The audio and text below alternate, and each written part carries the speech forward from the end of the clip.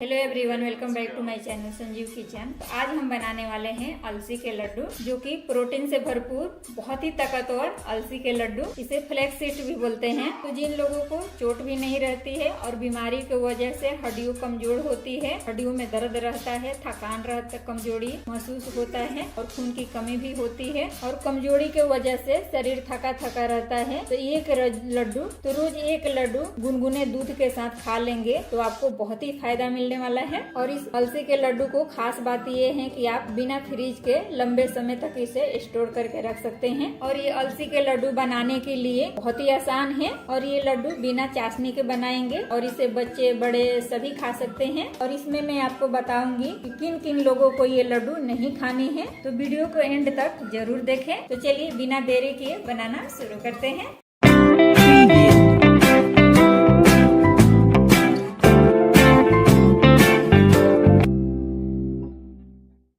तो इस लड्डू को बनाने के लिए सबसे पहले हमें चाहिए अलसी यानी फ्लैक्स सीड। ये मैंने 2 कप लिया है।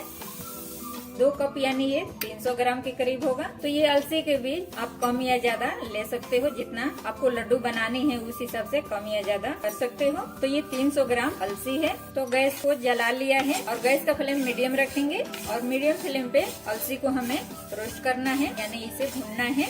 अलसी हमें सर्दियों में खाना चाहिए क्योंकि अलसी में फाइबर का मात्रा ज्यादा होता है। तो सर्दियों में अलसी खाएंगे तो पेट भरा भरा सा रहता है और अलसी वजन घटाने में भी मदद करता है। अलसी हमारे हार्ट के लिए भी बहुत ही फायदेमंद होता है और अलसी खाने से इम्यूनिटी सिस्टम भी मजबूत रहती है। जो हड्डियों में दर्द होती है वो भी नहीं आपको होगा, हड्डियों मजबूत होती है। बालों या स्किन के लिए भी बहुत फायदेमंद होता है।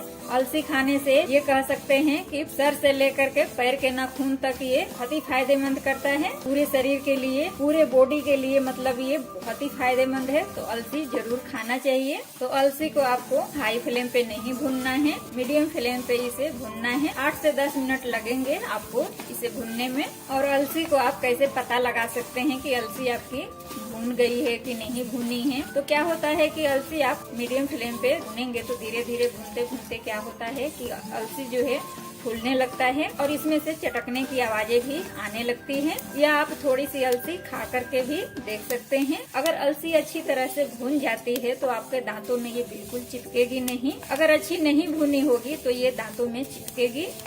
तो इस तरीके से आप पता कर सकते हैं कि अलसी आपकी अच्छी भुनी है कि नहीं। जैसे कि आप देख सकते हैं 7 से 8 मिनट हो गया है और अलसी आप देख सकते हैं पहले से ही कितनी फूली फूली दिख रही है, मोटी दिख रही है और आपको सुनाई भी दे रहा होगा।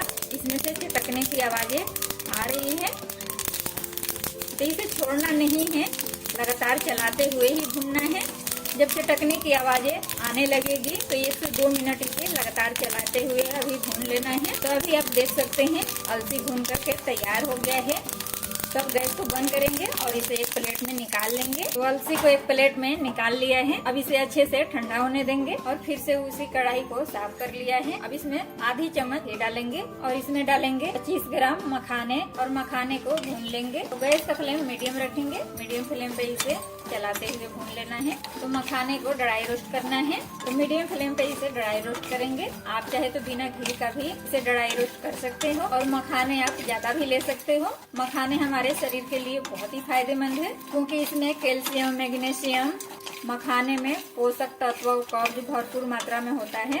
मखाने खाने से भी हड्डियां मजबूत होती है। मखाने ब्लड शुगर को भी कंट्रोल रखता है और हार्ट को भी मजबूत करता है। मखाने ब्लड शुगर और हार्ट के लिए भी बहुत फायदेमंद है।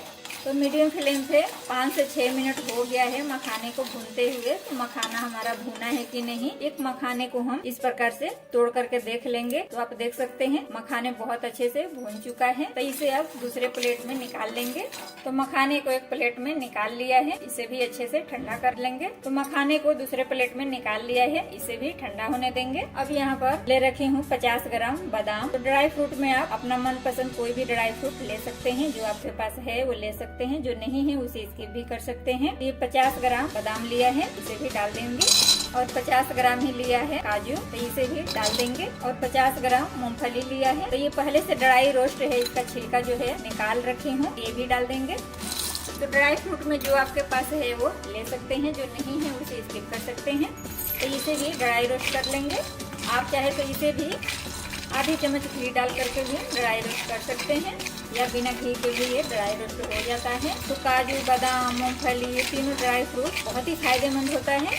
अगर आपके पास है तो आप इसमें अखरोट भी डाल सकते हैं, पिस्ता डाल सकते हैं, जो आपके पास ड्राई फ्रूट है वो डाल सकते हैं। जैसे कि इसमें फाइबर होता है तो ये पाचन में भी मदद करता है, ये हार्ट के लिए भी बहुत फायदेमंद है। तो ड्राई फ्रूट खाने से बहुत ही फायदेमंद होता है, इसे खाने से एनर्जी बनी रहती है। तो ये तीनों ड्राई फ्रूट इम्यूनिटी सिस्टम को भी मजबूत करता है।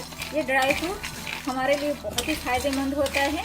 तो प्लीज़ आप सबसे रिक्वेस्ट है, अगर आप मेरे चैनल पर नए हैं तो सब्सक्राइब करके मुझे सपोर्ट कीजिए। अगर आप मेरे चैनल को पहले से सब्सक्राइब कर रखा है तो आपको तहे दिल से धन्यवाद। तो आप देख सकते हैं काजू, बादाम और मूंगफली तीनों चीजें अच्छे से भून गया है, आप देख सकते हैं। तो इसे भी एक प्लेट में निकाल लेंगे, बहुत अच्छे से ये ड्राई हो गया है। अब क्या करेंगे, उसी कढ़ाई को साफ कर लिया है और इसमें 1 चम्मच घी डालेंगे और इसमें डालेंगे 1 चम्मच गोंद। इसे भी हमें भून लेना है, ये बहुत अच्छे से भून जाता है, बहुत अच्छे से ये फूलता है। सर्दियों के लिए गोंद बहुत ही फायदेमंद होता है, सर्दियों में गोंद जरूर खाना चाहिए। तो गोंद आप जब भी फ्राई करते हैं तो इसे थोड़ा थोड़ा ही डाल करके फ्राई करें। एक ही साथ ज्यादा डालने से क्या होता है कि बहुत सारे गोंद फूल जाते हैं और बहुत सारे कच्चे रह जाते हैं, तो खाने में चिपचिप करता है। जैसे कि आप देख सकते हैं जो गोंद नहीं फूला है उसे मैं इस प्रकार से पलट रही हूँ। तो आप देख सकते हैं गोंद अच्छे से फूल चुका है, आप देख सकते हैं कितने छोटे छोटे ये गोंद था और कितने बड़े बड़े हो गया है। तो आपको कढ़ाई में मैं नहीं दिखा पाई क्योंकि लाइट कट गई थी, तो इसीलिए मुझे जल्दी में इसे बिना बोले आपको निकालना पड़ा, क्योंकि छोड़ देती तो जल जाता। तो इसीलिए मैं प्लेट में निकाल ली। तो सारे चीजें भून करके तैयार कर लिया है। और यहाँ पर आप देख सकते हैं अलसी हमारा ठंडा हो चुका है, तो अब इसे हम पीस लेंगे। तो अलसी को पीसने के लिए यहाँ पर मिक्सर जार लिया है, अब इसके अंदर अलसी को डाल देंगे।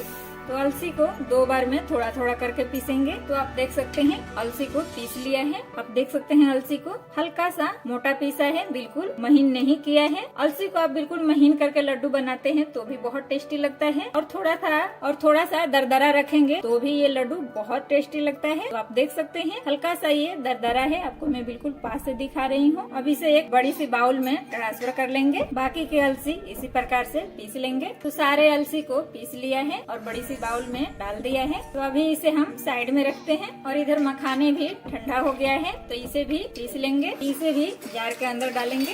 तो मखाने को भी पीस लिया है, ये भी ज्यादा महीन नहीं पीसा है, आप देख सकते हैं थोड़ी सी दरदरा पीस लिया है। तो इसे भी अलसी वाले बाउल में ही डाल देंगे। और इधर ड्राई फ्रूट भी ठंडी हो चुकी है, तो इसे भी दरदरा पीस लेंगे।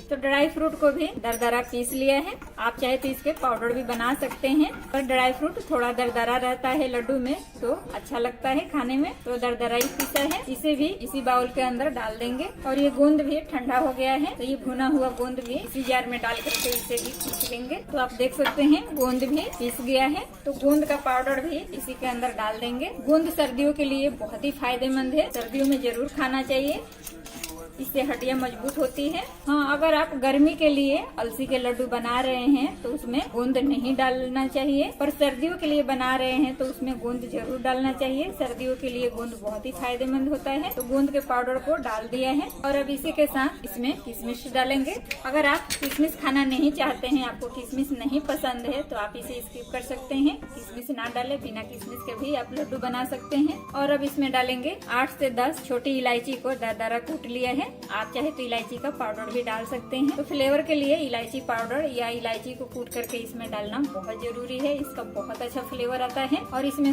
थोड़ी सी जायफल का पाउडर डाल देंगे, इस प्रकार से जायफल को घिस करके डाल देंगे। जायफल हमारे सेहत के लिए भी बहुत अच्छा होता है और जायफल का पाउडर डालने से लड्डू का स्वाद भी बढ़ जाता है, बहुत टेस्टी लगता है। अब इन सारी चीजों को अच्छे से मिक्स कर लेना है। तो इसमें हमने 300 ग्राम अलसी लिया है और 50 ग्राम बादाम और 50 ग्राम काजू लिया है और 25 ग्राम मखाने लिए हैं और 25 ग्राम के करीब किशमिश लिया है और 50 ग्राम के करीब मूंगफली लिया है। तो टोटल सारे चीजें हमारा 500 ग्राम के करीब है। इसी प्रकार से हमें इसमें गुड़ भी ऐड करना है। तो आप देख सकते हैं सारी चीजों अच्छे से मिक्स मिक्स हो गया है। तो सारे चीजें 500 ग्राम के करीब हो गया। तो इसी प्रकार से हमें इसमें मीठा भी डालना है, यानी चीनी या गुड़ जो भी आप इसमें इस्तेमाल करते हैं, इसी हिसाब से इसी रेशियो से आपको डालना होगा, तभी आपका जो मीठा है बिल्कुल परफेक्ट होगा। तो आप देख सकते हैं सारे चीजें अच्छे से मिक्स हो गया है। तो अब इसे साइड में रखते हैं। तो उसी कढ़ाई को फिर से गैस पे रख दिया है। अब इसमें डालेंगे घी। तो ये घर का देसी घी है, इस लड्डू को घी में ही बनाएंगे। तो वजन में बोलूँ तो 125 ग्राम के करीब घी है और ये घर का देसी घी है। तो इस लड्डू को बनाने के लिए देसी घी का ही यूज करेंगे। घी को अच्छे से मेल्ट होने देंगे। देख सकते हैं घी अच्छे से मेल्ट हो गया है। अब इसमें डालेंगे गुड़। तो सारी चीजें 500 ग्राम के करीब लिया है, तो गुड़ इसमें 400 ग्राम के करीब डालेंगे। ऐसे मीठा आप अपना हिसाब से कम या ज्यादा कर सकते हैं, जितना मीठा आपको पसंद है उस हिसाब से थोड़ा कम भी कर सकते हैं और थोड़ा ज्यादा भी ले सकते हैं। तो ये 400 ग्राम गुड़ डाल दिया है। तो गुड़ को तो गैस को मीडियम फ्लेम पे रखेंगे और गुड़ को अच्छे से मेल्ट होने देंगे। गुड़ को हमें ज्यादा देर नहीं पकाना है। आप इस लड्डू में देसी खांड या मिश्री भी डाल सकते हैं, लेकिन सर्दी का मौसम है तो इसमें गुड़ डालना ज्यादा अच्छा है, क्योंकि सभी को पता है कि सर्दियों में गुड़ खाना कितना फायदेमंद है। तो गुड़ को हमें ज्यादा देर तक पकाना नहीं है, बस अच्छे से मेल्ट हो जाए तो नहीं पकाना है। तो अभी आप देख सकते हैं गुड़ पूरी तरह से अच्छे से मेल्ट हो गया है। तो हमें गुड़ को पकाना बिल्कुल नहीं है, बस गुड़ को मेल्ट करना है। तब गुड़ मेल्ट हो गया है तब गैस को हम बंद कर देंगे और इसे अलसी वाले मिक्सर जो है इसी के अंदर डालेंगे। तो अब गुड़ को अलसी वाले मिक्सर के अंदर डाल देंगे। और अभी ये काफी अभी गर्म है, तो अभी चम्मच वगैरह से ही आपको चलाना है, अभी हाथ इसमें नहीं लगाना है। तो इसे इस प्रकार से चम्मच से अच्छे से मिक्स कर लेंगे, क्योंकि अभी हाथ लगाएंगे तो हाथ जल सकता है, इसीलिए आपको चम्मच से ही इसे मिक्स करना है जब तक ये थोड़ा सा ठंडा ना हो जाए। तो अभी ये थोड़ी सी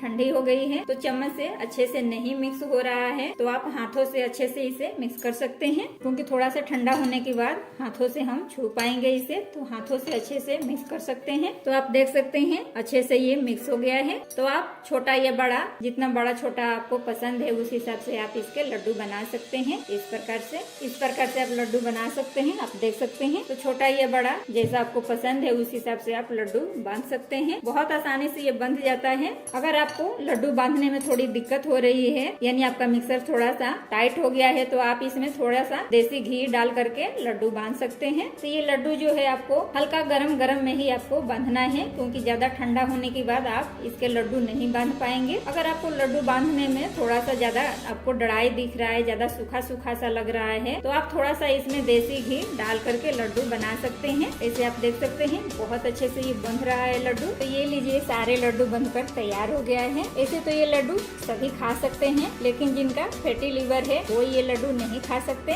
और प्रेग्नेंट लेडी को भी ये लड्डू नहीं खानी है, क्योंकि इसके तासीर बहुत गर्म होता है, इसीलिए उनको नहीं खानी है। हाँ, डिलीवरी के बाद अगर ये लड्डू खाते हैं तो उनके लिए ये लड्डू बहुत ही फायदेमंद है। डिलीवरी के बाद ये लड्डू खानी चाहिए और रोज ये लड्डू एक ही खाना है, एक से ज्यादा लड्डू नहीं खाना है। और छोटे बच्चे को अगर आप दे रहे हैं तो एक से आधी लड्डू दे सकते हैं। एक लड्डू छोटे बच्चे के लिए नहीं देना चाहिए, क्योंकि ये काफी गर्म होता है। तो ये लीजिए हमारा इम्यूनिटी से भरपूर लड्डू तैयार है। ये हमारा बहुत ही विटामिन कैल्शियम से भरपूर लड्डू बनकर तैयार है। तो आप इसे एक बार जरूर ट्राई करें, आपको ये बहुत पसंद आने वाला है। मैं एक लड्डू आपको तोड़ के दिखा रही हूँ, आप देख सकते हैं बहुत ही टेस्टी लगता है और बहुत ही फायदेमंद भी है। तो एक बार ट्राई करना तो बनता है। अगर आपको ये अलसी के लड्डू जरा भी पसंद आया हो तो एक लाइक करके मुझे सपोर्ट जरूर करना और अपने दोस्तों फैमिली में ज्यादा से ज्यादा शेयर करना बिल्कुल ना भूलें। अगर आपको अलसी के लड्डू बनाने में कोई भी दिक्कत आती है तो आप मुझे कमेंट करके पूछ सकते हैं, मैं आपको बताने के लिए तैयार रहती हूँ। तो अगला वीडियो आपको कौन सी चाहिए मुझे कमेंट में जरूर बताइएगा, ताकि अगला वीडियो आपके पसंद के मैं बना सकूँ। तो मिलते हैं अगले वीडियो के साथ, तब तक के लिए आप खुश रहे, स्वस्थ रहे। धन्यवाद। जय हिंद, जय भारत।